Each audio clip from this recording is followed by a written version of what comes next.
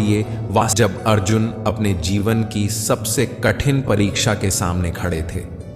कुरुक्षेत्र के उस विशाल युद्ध भूमि में जब उन्होंने अपनी ही आंखों से दोनों सेनाओं को देखा, दाएं बाएं अपने ही सगे संबंधी, गुरुजन, चचेरे भाई, मित्र और कुल के बुजुर्ग योद्धा खड़े थे, तो उनका मन एक भारी बोझ से दब गया।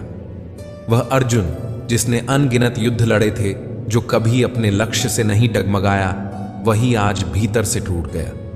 उसका हृदय करुणा से भर उठा, आंखें नम हो गईं, आवाज कांपने लगी।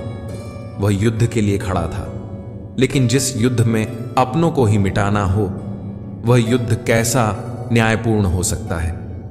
अर्जुन की आत्मा जैसे चीत्कार करने लगी। उसका मन मोह और ममता में उलझ गया।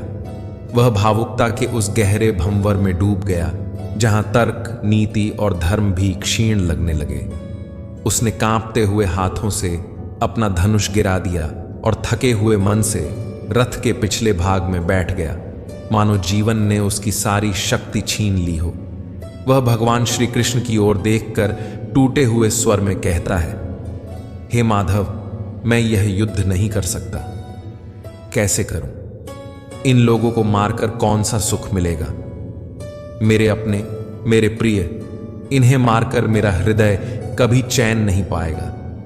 मैं अब कुछ नहीं जानता, बस आप ही बताइए मैं क्या करूं। दोस्तों, भगवद गीता का दूसरा अध्याय हमें जीवन की उन गहराइयों से परिचित कराता है जहां भावनाएं, आत्मा, मृत्यु, पुनर्जन्म और निर्णय की शक्ति एक दूसरे से गूंथी हुई प्रतीत होती हैं। यह अध्याय न केवल हमारे आंतरिक संघर्षों को शांत करने का मार्ग दिखाता है, बल्कि यह भी सिखाता है कि क्रोध क्यों आता है, उसका मूल कारण क्या है और हम कैसे हर परिस्थिति में संतुलित और प्रसन्न रह सकते हैं। तो आइए मैं आपको लेकर चलता हूं इस अद्भुत और आध्यात्मिक यात्रा पर। श्रीमद् भगवद गीता अध्याय 2, सांख्य योग। इस अध्याय की शुरुआत होती है एक गहरे मानसिक द्वंद्व से जूझते अर्जुन से।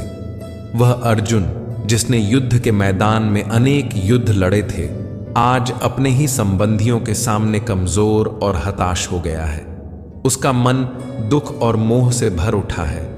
उसकी आंखों के सामने खड़े हैं भीष्म पितामह, जिनके चरणों में उसने बचपन बिताया है, गुरु द्रोणाचार्य, जिनसे धनुष बाण